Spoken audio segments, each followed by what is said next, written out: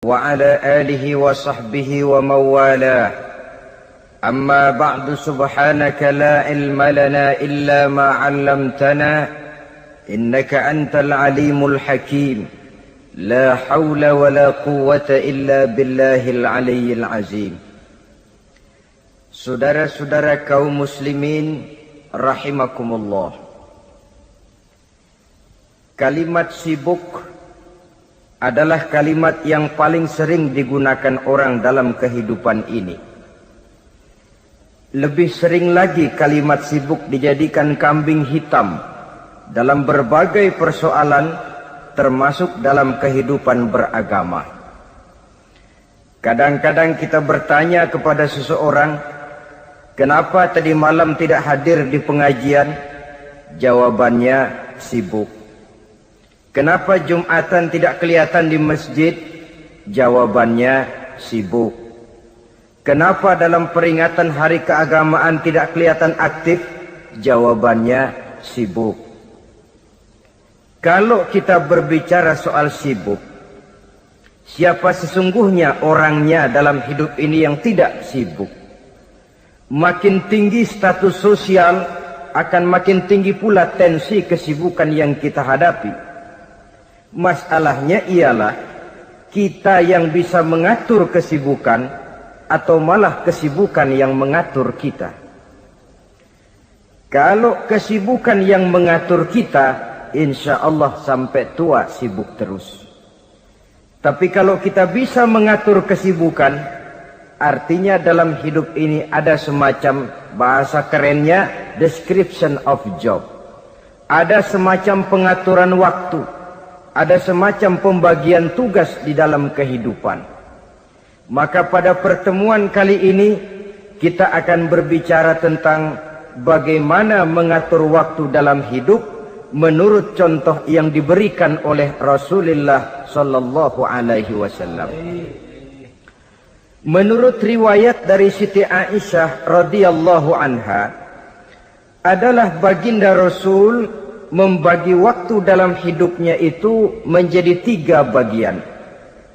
Sepertiga untuk Allah, sepertiga untuk tugas, sepertiga lagi untuk keluarga. Jadi ada waktu untuk Allah, ada waktu untuk tugas, ada waktu untuk keluarga. Bukankah dalam kehidupan ini kadang-kadang berlaku kepincangan dari tingkah seseorang? Ada orang yang seluruh waktunya cuma untuk Allah saja.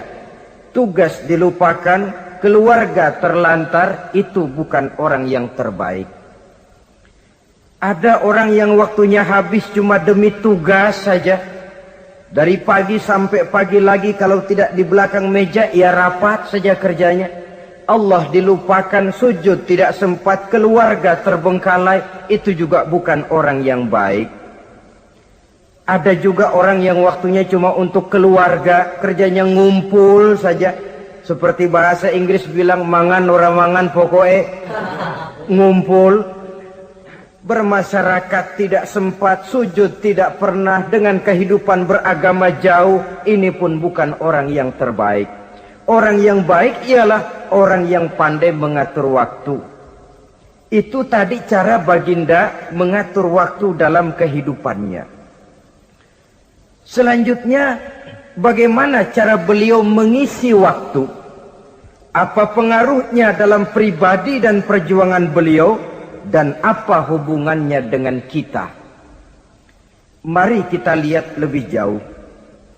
Sepertiga dari waktunya adalah untuk Allah, artinya untuk beribadah kepada Allah. Bagaimana ibadahnya? Saudara-saudara, satu-satunya manusia yang dalam Al-Quran sudah mendapat jaminan ampun dari seluruh dosa yang pernah dikerjakan, cuma Rasulullah orangnya. Quran yang menjanjikan, liyaghfira lakallahu ma taqaddama min dzambika wa ma ta'akhkhar. Wahai Muhammad, dosamu yang dahulu, dosamu yang sekarang, dosamu yang akan datang kalau memang ada, seluruhnya sudah mendapat jaminan ampun dari Allah Subhanahu wa ta'ala. Orang yang nyata-nyata sudah mendapat jaminan ampun dari segala dosa ini, ibadahnya luar biasa. Luar biasa bagaimana? Sejarah menceritakan beliau kalau sholat malam sampai bengkak kakinya karena rajin sujud. Aisyah menceritakan, satu malam selesai sholat isya saya akan tidur. Saya lihat suami saya sedang sholat, maka saya pun tidur. Tengah malam saya terbangun dari tidur, saya lihat suami saya masih sholat juga. Saya tidur lagi. Menjelang sepertiga malam yang akhir saya bangun, saya lihat masih sholat juga. Saya hampiri beliau. Saya tanya setelah sholatnya usai, "Bang," kata Aisyah, "ada apa yang?" Kata baginda Rasul. Sebab beliau itu, jangan senyum kalau saya katakan yang di sini. Sebab beliau itu pandai sekali menyenangi hati istrinya.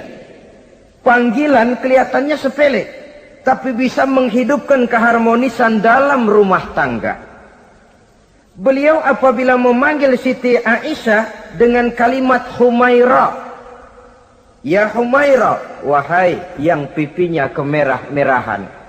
Cantik sekali panggilannya untuk istrinya. Kita kadang-kadang terlalu jujur tapi nyakitin. Mentang-mentang bini hitam, kalau manggil bini hitam, sini lo. Jujur tapi nyakiti itu. Hadirin yang saya muliakan, baginda menjawab, "Ada apa ya? Abang ini kan dosanya sudah mendapat jaminan ampun dari Allah." "Iya, lalu gimana?" "Ya kalau ibadah jangan terlalu gitu-gitu benar, kenapa sih? Orang sudah dapat jaminan ampun itu kan mestinya tenang, aman. Ini malah seolah-olah beliau orang yang paling banyak mempunyai dosa. Tidak puas melaksanakan hanya sholat yang wajib ditambah dengan yang sunnah-sunnah. Tidak usah gitu-gitu bener lah bang, sudah dapat jaminan ampun ini." Terhadap usul istrinya ini, apa jawab beliau? Sederhana, tapi melambangkan sikap jiwa yang luhur. Beliau menjawab, "Aisyah, afala uhibbu an akuna abdan syakura." Yang, apa saya tidak senang kalau saya ini oleh Allah mendapat gelar abdan syakura, hamba yang pandai bersyukur, hamba yang tahu berterima kasih. Makin diampuni, makin banyak sujud saya. Makin diampuni, makin banyak ibadah saya kepada Allah. Inilah prinsipnya. Saudara-saudara, oleh karena ibadahnya demikian rupa, Allah lalu dekat.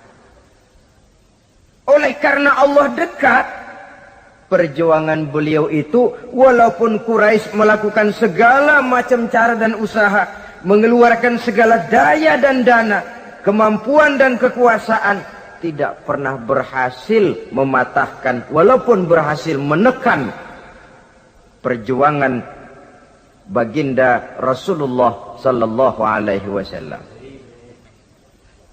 Coba kalau kita buka sejarah, beliau itu kan mulai berjuang sendiri, yang dihadapi masyarakat yang keras, kasar, brutal.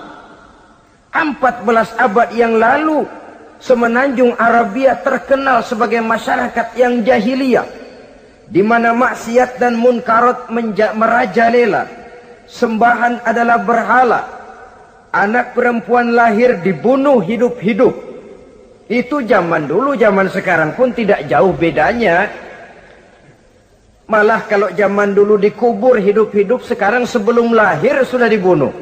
Yang namanya abortus itu. Kadang-kadang aneh, kita mengadakan operasi bersih, dilarang buang sampah sembarangan.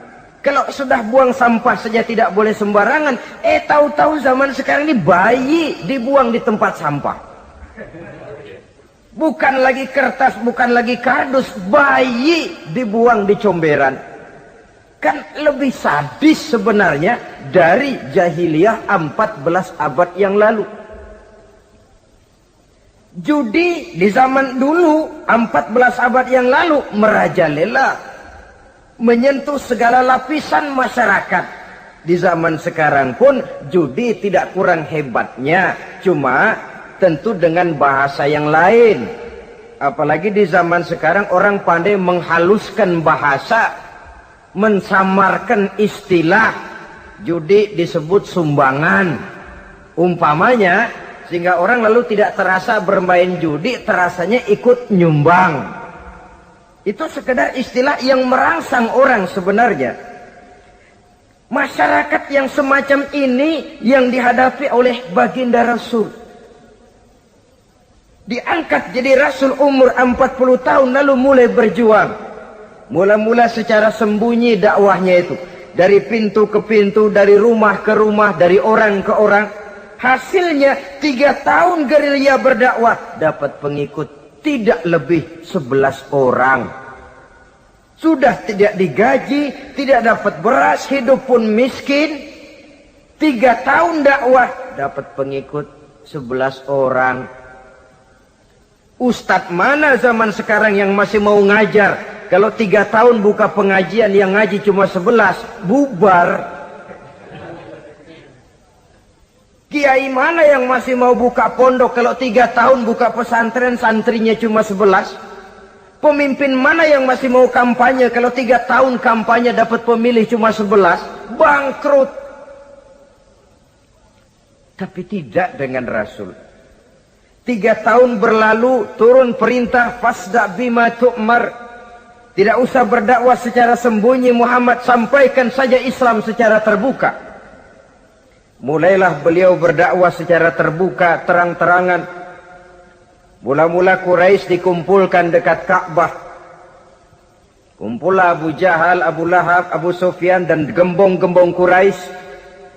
Di sana buat pertama kali secara terbuka baginda Rasul pidato. Tuan-tuan Quraisy, apakah tuan-tuan percaya kepada saya? Percaya. Kenapa? Karena Anda Muhammad sejak kecil belum pernah bohong. Baik. Jikalau memang tuan-tuan percaya kepada saya, maka mulai hari ini saya serukan kepada tuan-tuan, ankizu anfusakum minan nar. Jaga, pelihara, lindungi dan selamatkan diri tuan dari neraka. Tinggalkan segala macam berhala, jauhi Latta, Uzza, Manat dan Hubal. Sembah Allah Tuhan yang Esa, yang lam yalid walam yulad, yang tidak beranak dan tidak diperanakan. Ini dakwah pertama yang beliau sampaikan. Selesai beliau pidato, Abu Lahab interupsi, angkat tangan. Muhammad, ada apa paman? Alihaza jama'tana, cuma untuk dengar ocehan kayak begini kami dikumpulkan di sini. Tabban laka ya Muhammad. Kalau bahasa kasarnya mau mampus kamu Muhammad. Nabi tidak jawab, Allah yang jawab. Tabbat yada abi lahabi wa tab, ma aghna anhu maluhu wa ma kasab.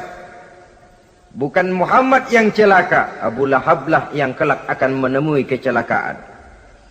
Dakwah terus berlangsung. Ketika dakwah secara terbuka sudah dimulai, hambatan dan tantangan mulai datang. Sejak dari teror mental sampai kepada teror fisik.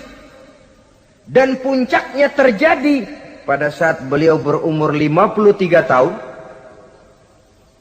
Di mana Quraisy mengadakan rapat di satu rumah yang disebut Darul Arqam. Kumpulah di situ dedengkot Quraisy. Siapa lagi kalau bukan Abu Jahal, Abu Lahab? Mereka rapat pleno lengkap. Setelah rapat dibuka, kata Abu Lahab kepada Abu Jahal, Jahal, bagaimana ini Muhammad? Iya bagaimana? Apalagi yang belum kita lakukan, kata Abu Jahal. Kita fitnah sudah. Kita caci maki tiap hari. Kita lontari kotoran onta. Sahabat-sahabatnya kita bantai. Tapi mereka tetap tegar. Iya, kata Abu Jahal. Dan sekarang ini sahabatnya sebagian berangsur-angsur sudah hijrah ke Madinah. Ini pertanda Islam akan berkembang di kota Madinah. Kalau nanti dia berhasil di Madinah lalu menyerbu ke Mekah, alamat habis kita gulung tikar. Makanya kata Abu Jahal, makanya apa? Makanya dari dulu juga saya bilang, kempesin aja itu. Jadi kalau bahasa okemnya kan begitu tuh. Bunuh saja Muhammad, bunuh. Iya, soal bunuh sih gampang, kata Abu Lahab. Tapi Muhammad kan tidak keluar dari batu. Dia punya keluarga, sanak famili dan handai tolan. Kalau keluarganya menuntut balas, bagaimana ini? Gampang. Kita kan banyak punya suku. Tiap-tiap suku kan punya juara, tukang-tukang pukul. Sewa saja, tiap suku ambil tukang pukulnya, kita kepung rumah Muhammad, bunuh sama-sama. Kalau keluarganya akan menuntut balas, dia akan berhadapan dengan seluruh suku yang ada di semenanjung Arabia ini. Bagaimana, setuju? Setuju. Nah, sudah. Kapan kita bunuh Muhammad? Kapan lagi? Tidak usah buang waktu. Besok malam. Ya, besok malam kita bunuh Muhammad. Tapi awas. Semua yang ikut rapat di sini, ingat baik-baik. Ini rahasia negara. Besok malam kita akan membunuh Muhammad. Siapa yang berani membocorkan rahasia negara ini, supersip. Dianggap menghambat program Quraisy. Itu nanti dijatuhi hukuman berat ya. Jaga rahasia baik-baik bahwa besok malam kita akan membunuh Muhammad. Sanggup? Sanggup. Rapat selesai. Hadirin boleh bubar ke rumah masing-masing. Pulang. Namanya manusia, bocor juga rahasia ini. Begitu pulang, cerita sama istrinya, Bu, anu loh Bu, apa Pak? Saya tadi ikut rapat. Rapat apa tuh Pak? Besok malam akan ada pembunuhan. Pembunuhan? Pembunuhan. Siapa tuh yang mau dibunuh? Muhammad. Tapi jangan bilang-bilang ya, ini rahasia negara. Ini rahasia negara Bu, jangan bilang-bilang. Iya Pak, iya. Nah, besok pagi istrinya ngobrol sama tetangganya. Mbak Ayu, tahu nggak? Apa tuh? Nanti malam akan ada pembunuhan. Siapa yang mau dibunuh? Muhammad. Loh, sampean tahunya dari mana? Suami saya ikut rapat, tapi jangan bilang-bilang ya Bu ya. Ini rahasia negara. Jangan bilang-bilang, nanti yang satu sampaikan lagi, jangan bilang-bilang, terus jangan bilang-bilang, akhirnya berita tersebar. Sehingga pagi hari itu, sebagian besar penduduk Mekah sudah tahu kalau nanti malam akan ada pembunuhan. Maka lepas zuhur, Mekah itu mulai tegang. Yang simpati, aduh kasihan Muhammad nanti malam akan dibunuh.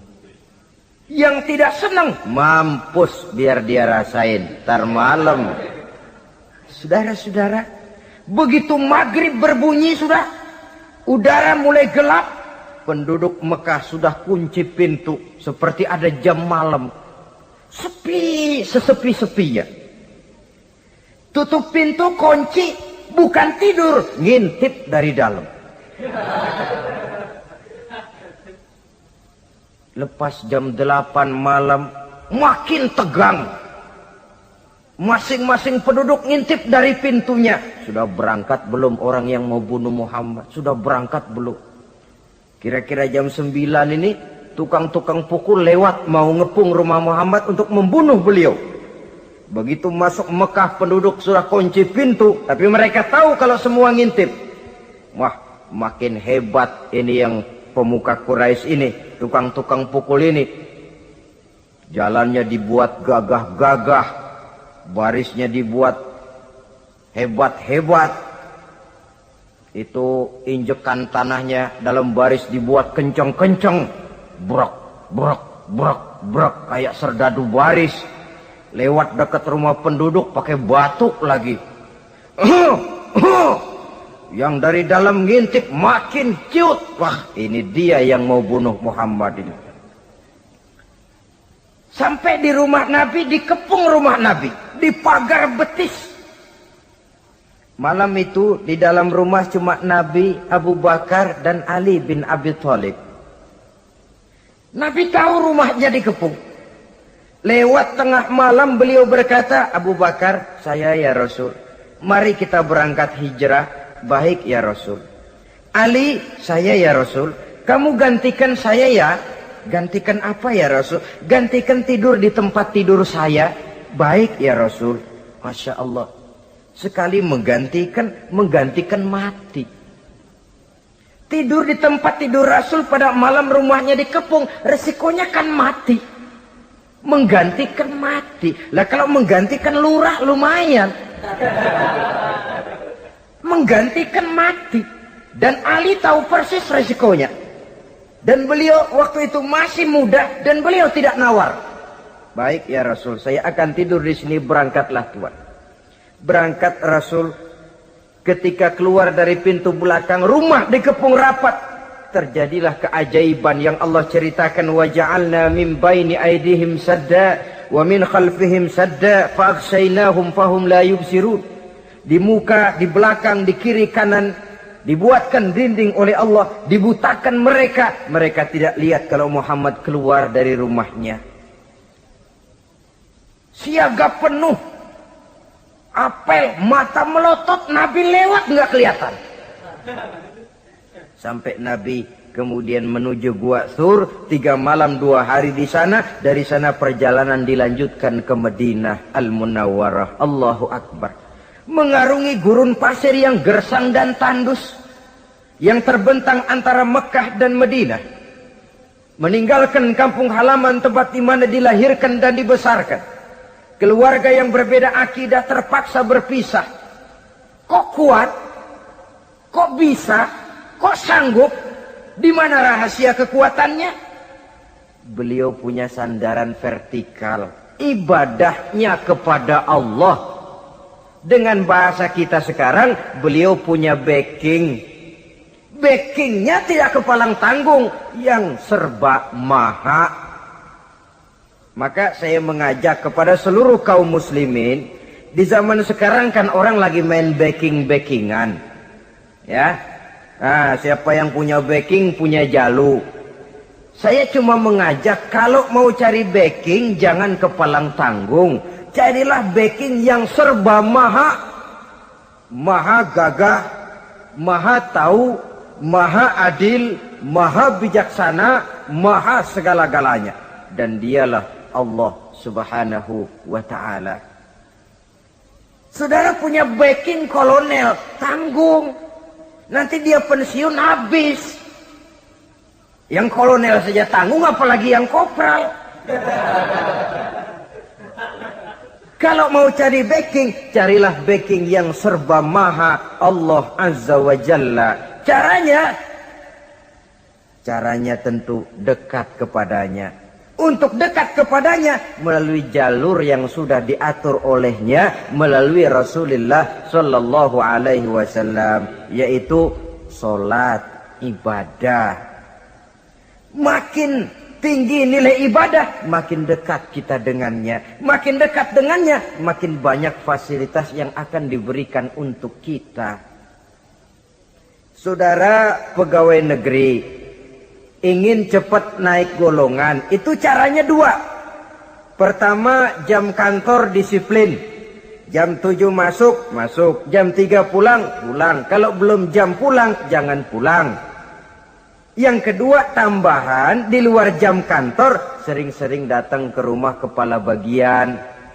Apa malam minggu, apa hari minggu, apa bawa jeruk, apa pisang Ambon, kan begitu toh. Ini nanti kan kepala bagian kan nilai. Karyawan saya yang satu ini jam kantornya disiplin, tambahan dia sering datang hari minggu di luar jam kantor bawa jeruk lagi. Ini mestinya belum naik, lah gue naikin dulu ke atas. Naik, saudara-saudara. Yang saya maksud apa? Itu zuhur, asar, maghrib, isya, subuh, jam kerja resmi itu. Jam kantor.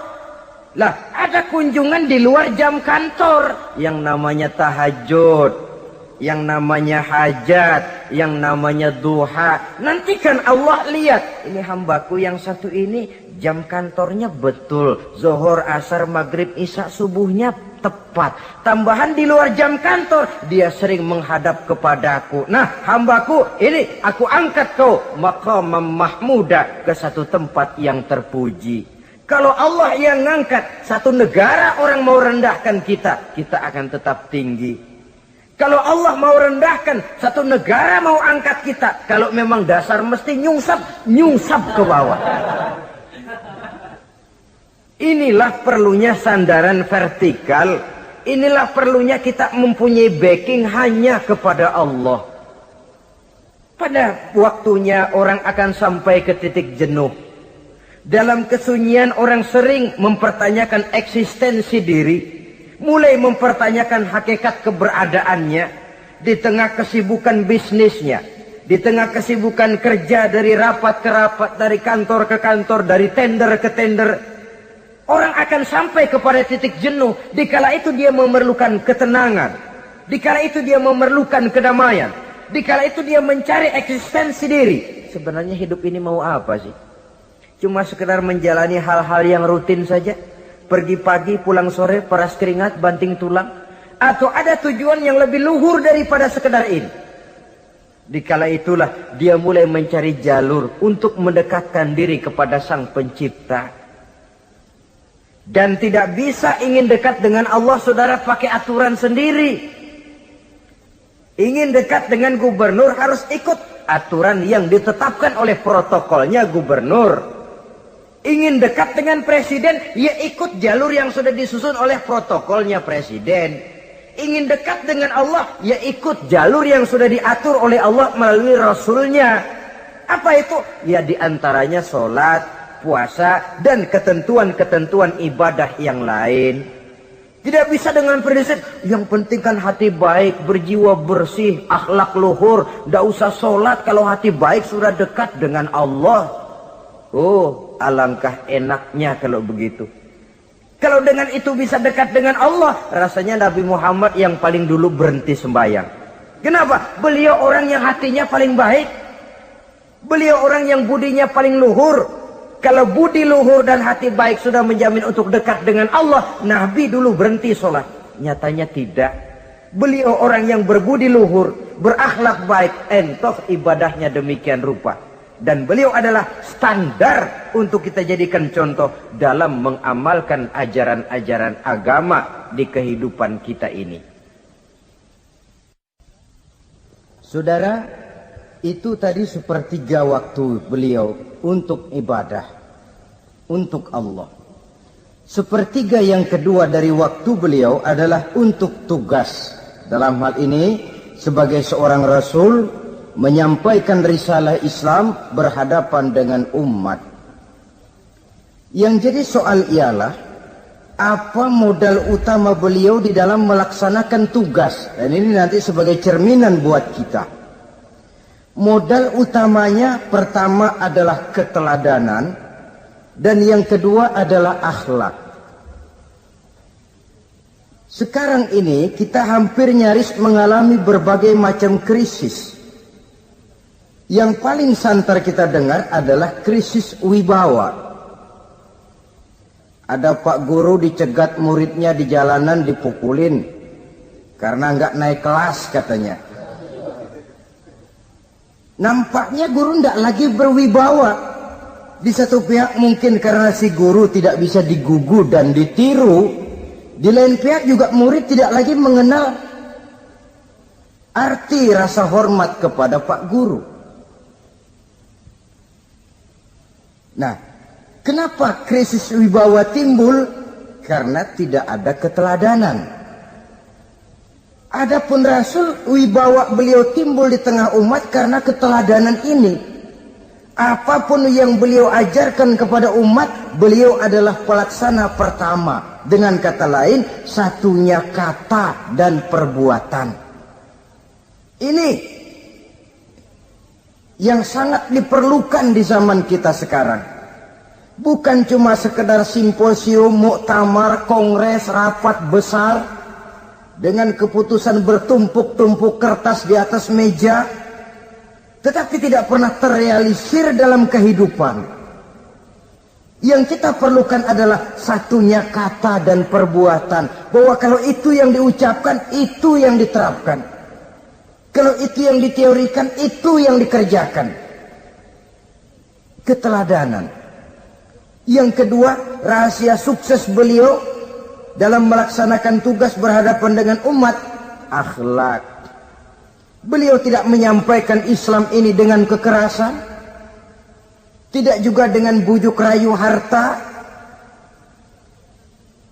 tidak pula dengan menakut-nakuti orang. Belum pernah kita baca dalam sejarah beliau teriak-teriak, awas yang tidak masuk Islam dipecat jadi orang Arab. Tidak. Atau dengan bujuk rayu, ayo siapa masuk Islam super mie 2 bungkus. Tidak. Sebab kebenaran tidak bisa dipupuk dengan materi. Kebenaran adalah soal keyakinan, dan keyakinan adalah soal batin. Orang yang beragama karena tertarik kepada super mie, orang yang beragama karena tertarik kepada pakaian, kepada obat-obatan, nilai imannya dipupuk dengan materi. Dan usaha seperti itu sama saja dengan menegakkan benang basah. Dia percaya kepada sesuatu yang dia tidak mengerti. Dia yakin kepada sesuatu yang dia tidak tahu apa bentuk yang dia yakini itu. Alangkah malang dan kasihannya orang yang beragama seperti ini. Tidak demikian dengan Rasul. Islam ini adalah satu keyakinan. Keyakinan terhadap kebenaran hanya bisa ditegakkan dalam nurani manusia yang paling mendasar. Karena itu dia tidak bisa dipaksakan. Dan itu pula sebabnya Quran punya prinsip la ikraha fid din. Tidak ada paksaan dalam beragama. Mau Islam silahkan, tidak mau Islam silahkan. Allah tidak memaksa. Tapi ayat ini jangan disalah pakai. Tidak pernah sholat, ditanya orang, kamu kan Islam kok enggak sholat? La ikraha fiddin dong. Salah pakai. Yang tidak ada paksaan dalam beragama itu untuk orang di luar Islam. Kepada tuan-tuan di luar Islam, la ikraha fiddin. Tidak ada paksaan masuk Islam. Tapi kalau sudah masuk ke dalam Islam, maka berlaku peraturan Islam. Contohnya begini saja, tidak ada paksaan masuk ke rumah saya. Itu toh. Mau masuk silahkan, tidak mau masuk tidak ada urusan.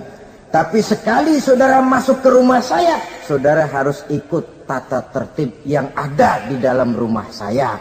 Kira-kira beragama itu begitu. Tidak ada paksaan masuk Islam. Tapi sekali saudara masuk Islam, maka berlaku peraturan Islam untuk kehidupan saudara. Jadi la ikraha fiddin ini buat orang di luar garis. Allah tidak maksa-maksa orang mau masuk Islam, mau tidak. Silahkan saja. Tapi ketika orang mendapat hidayah, masuk ke dalam Islam, peraturan Islam berlaku dalam kehidupannya. Saudara hadirin, kaum muslimin rahimakumullah. Akhlak. Mari kita lihat lebih jauh bagaimana sih akhlak beliau yang mulia itu. Allahu Akbar. Kalau orang berakhlak kepada teman, itu sih biasa. Tapi berakhlak kepada musuh, ini yang luar biasa. Ini yang agaknya Allah saja memuji beliau. Wa innaka la'ala khuluqin azim. Engkau Muhammad benar-benar berada di atas budi pekerti yang luhur dan terpuji. Kalau saya baik kepada orang yang memang baik kepada saya, logis toh. Wajar, memang harusnya. Tapi berbuat baik kepada orang yang jahat terhadap saya, ini yang tidak setiap orang bisa. Nah, sebab itu saya tidak ingin menceritakan akhlak beliau kepada sahabat, namanya juga kepada sahabat, saya akan kutip beberapa riwayat yang menceritakan bagaimana akhlak beliau kepada orang yang nyata-nyata memusuhinya. Berbagai riwayat menceritakan bagaimana beliau ketika di Taif dilontari orang dengan batu, yang melontari beliau malah mendapat doa, Allahumma hdi qaumi fa innahum la ya'lamun. Ya Allah, berikan hidayah, berikan petunjuk kepada mereka yang melontari saya dengan batu, karena mereka tidak tahu. Kalau saja mereka tahu, mereka tidak akan melontari saya dengan batu. Ya Allah, berikan hidayah kepada mereka. Padahal ketika itu malaikat Jibril menawarkan jasa, Muhammad, kalau kamu mau orang yang melontari kau dengan batu itu hancur, saat ini juga saya angkat Jabal Uhud, saya timpakan mereka biar mati semua. Mau Muhammad? Jangan Jibril, mereka tidak tahu. Kalau saja mereka tahu, mereka tidak akan melontari saya dengan batu. Lebih baik doakan mereka supaya mendapat hidayah dari Allah. Dalam kondisi kepepet, dilontari dengan batu, malaikat Jibril datang menawarkan jasa. Beliau lebih memilih mendoakan orang yang berbuat jahat itu. Ya Allah, bukan main. Umumnya kita kan kalau lagi kepepet ada yang nolongin, girang bener. Andai kata kita yang jadi nabi disambitin orang, datang malaikat Jibril nawarin, bagaimana sikat? Abisin aja dah.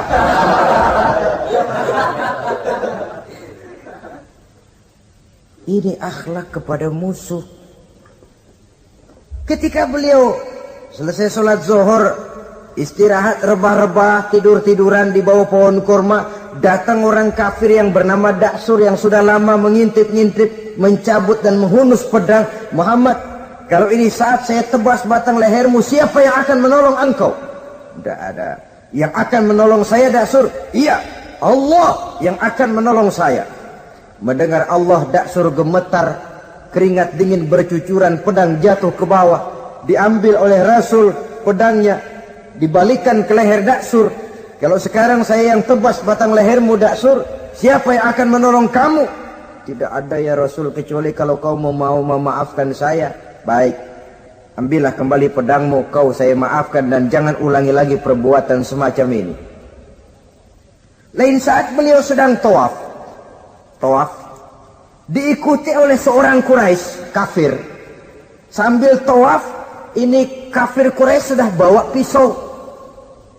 Dia pikir nanti di satu sudut yang agak gelap saya tikam Muhammad dari belakang, saya bunuh dia. Jadi kafir ini pura-pura ikut tawaf. Jahatnya orang kafir itu kan begitu, tawaf ya ikut pura-pura tawaf, ada kesempatan sikat dari belakang. Putaran pertama belum ada kesempatan, putaran kedua makin tegang. Pokoknya begitu tempat agak gelap, cabut pisau, hantam saja sudah Muhammad, biar mati sekali di sini. Dan Nabi tahu, oh ini asisten pribadi malaikat Jibril ngasih tahu tuh. Jadi malaikat Jibril memberitahu, awas Muhammad, itu di belakangmu orang cuma pura-pura tawaf. Dia bawa pisau mau bunuh kamu, hati-hati Muhammad, Roger ganti gitu.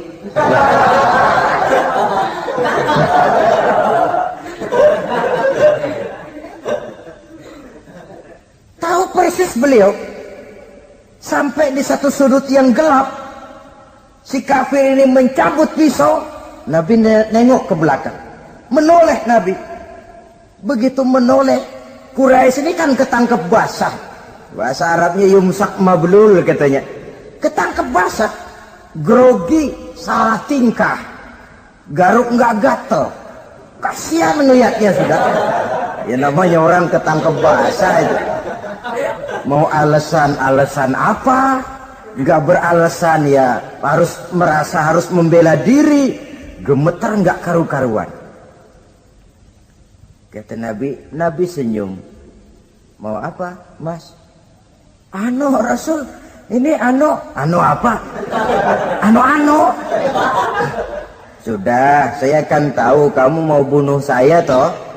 Sudah, saya sudah tahu kok. Kamu jangan pura-pura. kamu kan mau bunuh saya kan? Terus terang saja. Iya Rasul, iya. Sekarang gimana? Enggak berani Rasul, minta maaf saja. Ya kalau sudah kamu minta maaf begitu, sudah kamu pulang sana, jangan diulangi lagi ya. Begitu mudah beliau memaafkan orang yang nyata-nyata mau menghabisi nyawanya, sepanjang itu belum terwujud, sepanjang itu belum terbentuk dalam artian real. Sangat mudah beliau memaafkan orang. Saudara hadirin kaum muslimin rahimakumullah, pemaaf, lapang dada, toleransi, menghargai pendapat para sahabatnya, ini sederetan dari akhlak yang terpuji. Sehingga karena keluhuran akhlak inilah yang menyebabkan orang tertarik masuk ke dalam Islam. Beliau berprinsip apa? Basiru wala tunaffiru, yasiru wala tu'asiru. Gembirakan orang, jangan ditakut-takuti. Mudahkan persoalan orang, jangan dibikin sulit. Ini kan satu prinsip yang sangat baik dalam melaksanakan dakwah, dalam menyampaikan misi. Apapun tugas kita di masyarakat, sebagai pegawai pemerintahan, pejabat negara, pedagang, pengusaha, seniman, ustadz, mubaligh, kiai, ulama, dalam berbagai profesi, modal utama untuk sukses adalah akhlak. Sebab hati kita yang tahu cuma Allah. Orang lihat penampilan kita, orang lihat muka kita.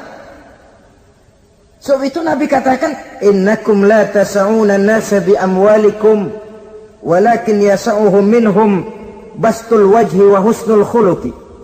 Kamu tidak akan bisa menarik simpati orang banyak dengan hartamu, tapi bisa kau tarik simpati orang banyak dengan akhlak yang baik dan muka yang senyum, muka yang enak dilihat. Orang kadang sering bilang, dia mah biar mukanya begitu hatinya baik. Iya, soal hati kita nggak tahu. Yang kita lihat pertama muka. Bagaimana gue mau ikut dia, mukanya kayak batu kuburan. Kesan serem pertama itu kan sudah ada. Walaupun kadang-kadang hati memang baik, tapi hati itu kan urusan Allah. Yang kita lihat pertama muka.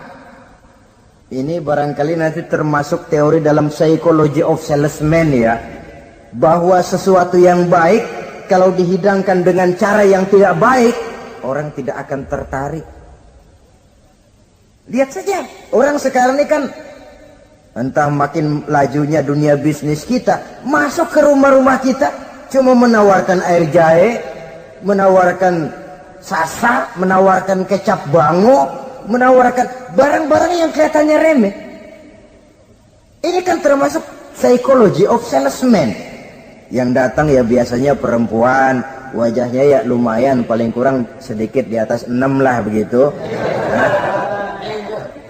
Lalu tutur katanya sopan, masuk ke rumah tidak sungkan, ada rasa familiar, rasa kekeluargaan, lalu datang.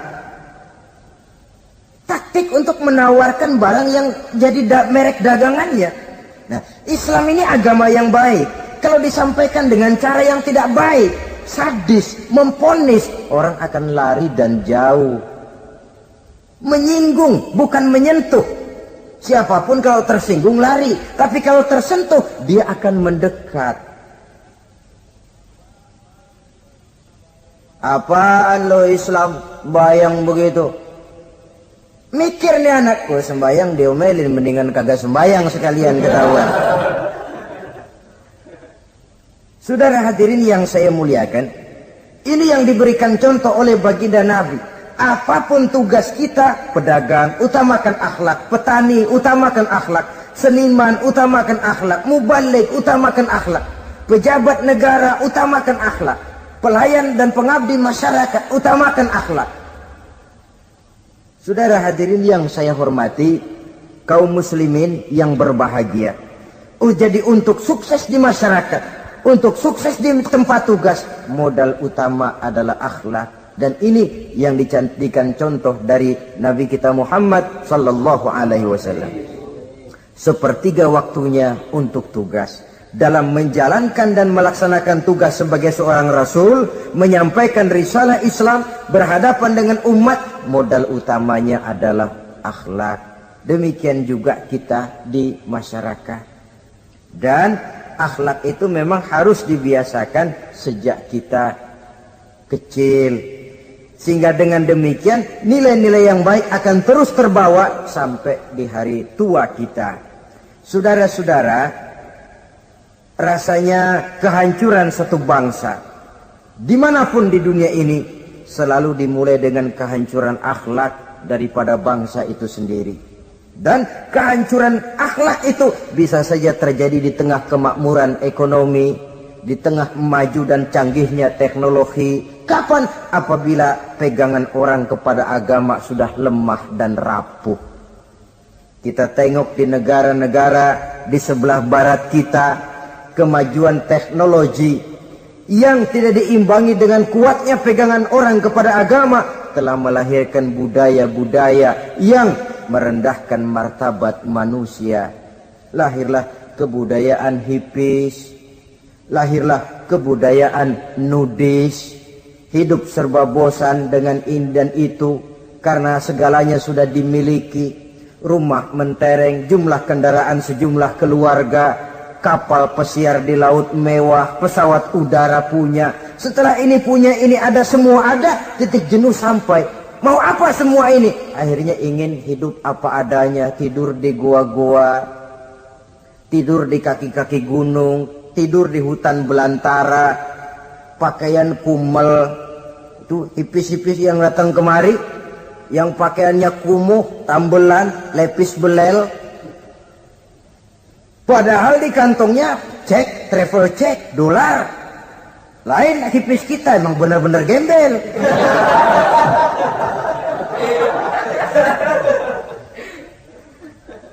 Merasa jenuh, merasa bosan. Bahkan sebuah berita dari Jerman, orang terlalu kaya, pulau dibeli. Di pulau itu dia bikin satu klub yang bernama klub nudis. Setiap anggotanya boleh masuk ke pulau itu dengan catatan tidak boleh pakai pakaian selembar pun. Alias bugil. Telanjang bulat. Oh, sudah telanjang bulat itu.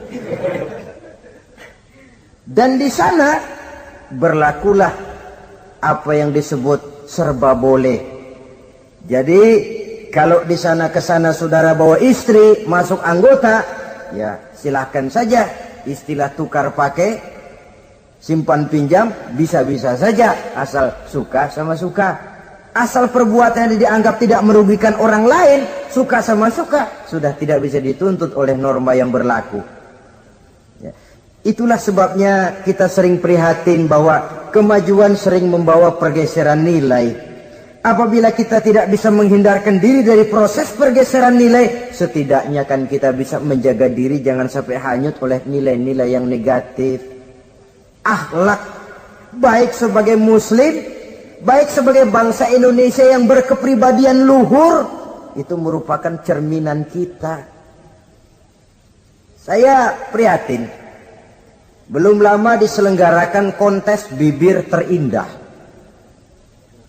Kontes bibir terindah itu kira-kira apa manfaatnya? Apa yang jadi ukuran? Dan bukankah bibir karunia Tuhan? Ya kalau yang bibirnya mungil bisa ikut kontes lah, kalau yang jebleh gitu.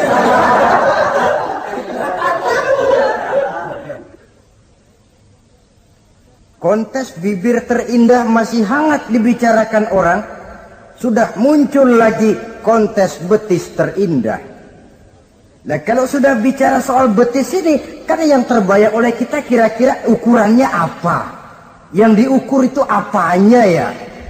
Ya tentu betisnya itu. Lah paling celaka kalau betis-betis yang ikut itu nanti jadi milik panitia semua kan.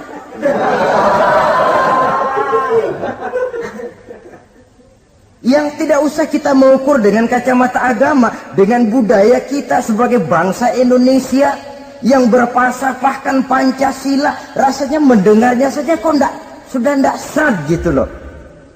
Tidak pas untuk ukuran kita sebagai bangsa yang berfalsafahkan Pancasila.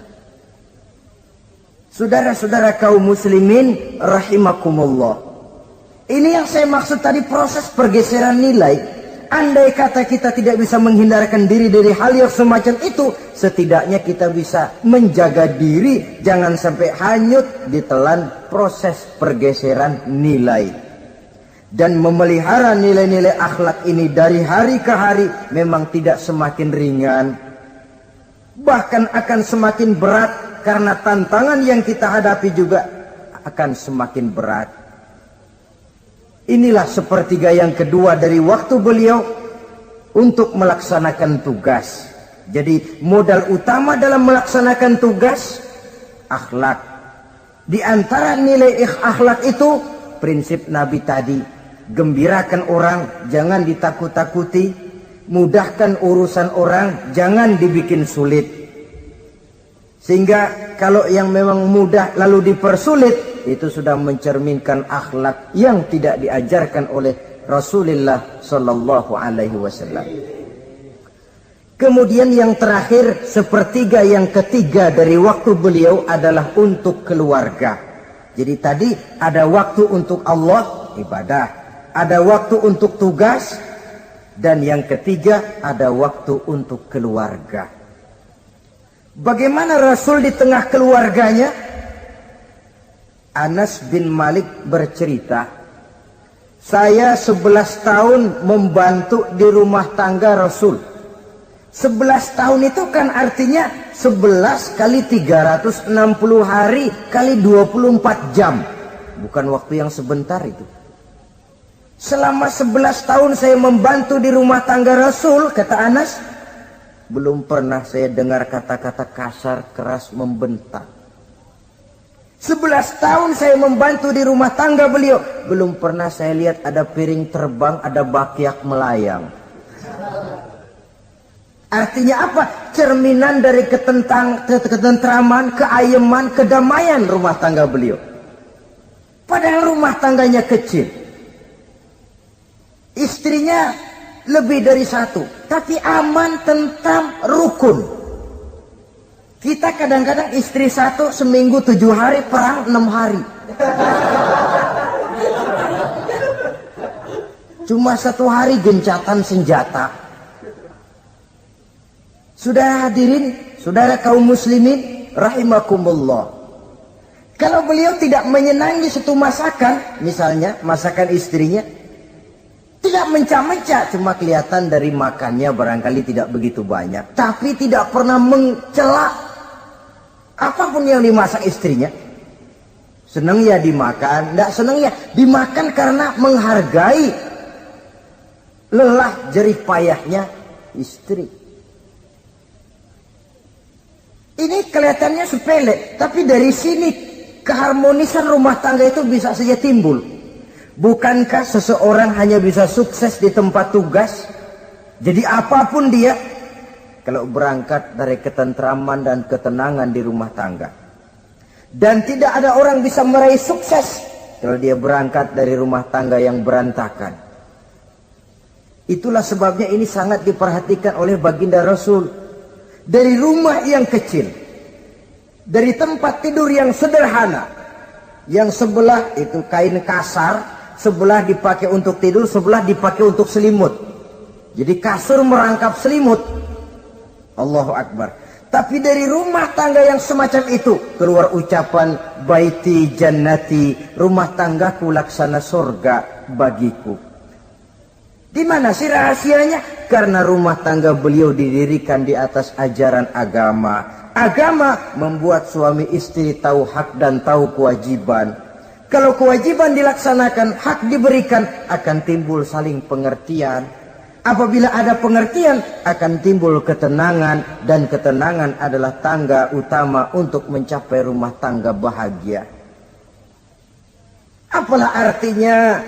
Seperti banyak istilah orang, rumah bertingkat, uang banyak berlipat-lipat, kendaraan serba mengkilat, istri pun cantik memikat, kadang-kadang jumlahnya 4. Tapi tiap hari kiamat. Tidak pernah ada ketenangan dan kedamaian di rumah itu. Saudara hadirin, lebih celaka lagi sudah rumah gubuk berantem melulu. Sudah kiamat itu, sudah kiamat. Jadi dengan adanya pelaksanaan kewajiban, pemberian hak, timbul pengertian. Pengertian membawa ketenangan. Suami keluar rumah, istri tenang di rumah. Suami meninggalkan istri pun hatinya tenang dan tentram, tidak was-was, tidak berpikiran nanti kalau saya lembur ini istri ngompreng, tidak. Si istri pun lega melepas suami karena ada keterbukaan. Ini kan menurut angket terakhir loh ya, yang diadakan oleh beberapa majalah di ibu kota ini. Di ibu kota katanya, dari sejumlah laki-laki yang disebarkan angket, ternyata jika ada 3 laki-laki, 2 nyeleweng. Jadi angka penyelewengan itu 2/3 dari jumlah laki-laki itu menyeleweng katanya. Ya mudah-mudahan yang kumpul di sini termasuk 1/3 yang nggak nyeleweng itulah.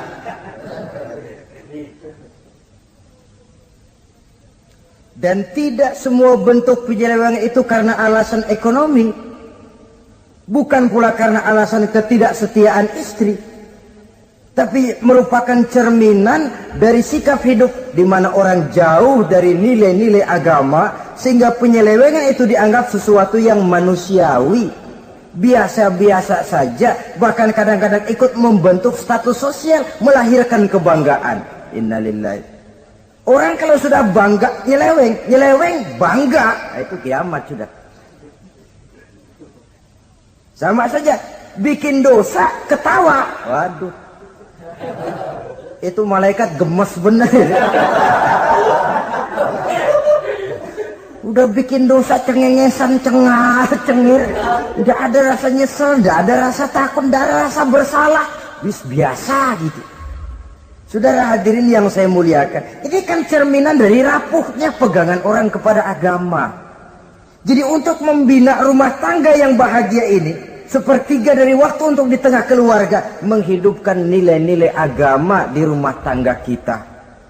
Oleh karenanya, pada bagian akhir dari pertemuan yang singkat ini, saudara-saudara, saya mengajak, marilah pandai-pandai membagi dan mengatur waktu. Ada waktu untuk Allah, ada waktu untuk tugas, ada waktu untuk keluarga. Syukur kalau ada keseimbangan. Tapi kalau tidak, istilah usul fikih itu tatimul aham minal muhim, mendahulukan yang terpenting dari yang penting. Kalau ada 3 persoalan semuanya penting, tentu di antara 3 ini kan ada yang lebih penting. Yang itulah yang dikerjakan lebih dulu. Dan ini tidak berarti bahwa penjatahan waktunya harus sama. Untuk ibadah dalam sehari semalam sekian jam, untuk tugas sekian jam, untuk keluarga sekian jam. Tidak bisa kita targetkan begitu. Dan yang dimaksud di sini pun adanya pengaturan. Pengaturan tidak berarti bahwa harus sama waktunya, tidak. Kita melihat kepentingannya. Saudara hadirin, sama saja di zaman sekarang, kalau dengan pembangunan kita ingin menciptakan pemerataan di kalangan rakyat, itu tidak berarti bahwa rakyat Indonesia ini standar ekonominya harus sama semua, seperti yang dicita-citakan komunis. Tidak bisa. Menciptakan pemerataan artinya, kalau yang kaya bisa semakin kaya, kenapa yang miskin tidak bisa naik jadi sedikit kaya? Dan artinya menciptakan kesempatan kepada setiap penduduk Indonesia untuk merubah tahap dan taraf kehidupannya. Demikian juga adanya pengaturan waktu. Bukan berarti untuk Allah sekian jam, keluarga sekian jam, tugas sekian jam. Sebab jam-jam ini sulit kita jatahkan. Kadang-kadang tugas, kadang-kadang keluarga, kadang-kadang ibadah kita sedang gandrung. Yang penting ada keseimbangan dalam cara kita mengatur waktu itu. Nah, saudara-saudara, demikianlah pertemuan dan pembicaraan kita kali ini. Terima kasih atas segala perhatian. Mohon maaf atas segala kekurangan. Usikum wa nafsi bitaqwallah. Wassalamualaikum warahmatullahi wabarakatuh.